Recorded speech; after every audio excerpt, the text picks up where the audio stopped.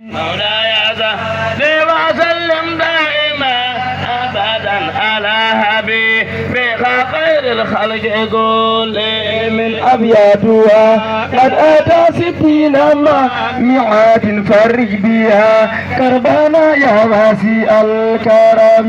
مولاي صل وسلم دائما ابدا على حبيبك خير الخلق كلهم. مولاي صل وسلم دائما أبدا على حبيبك خير خلق كلهم.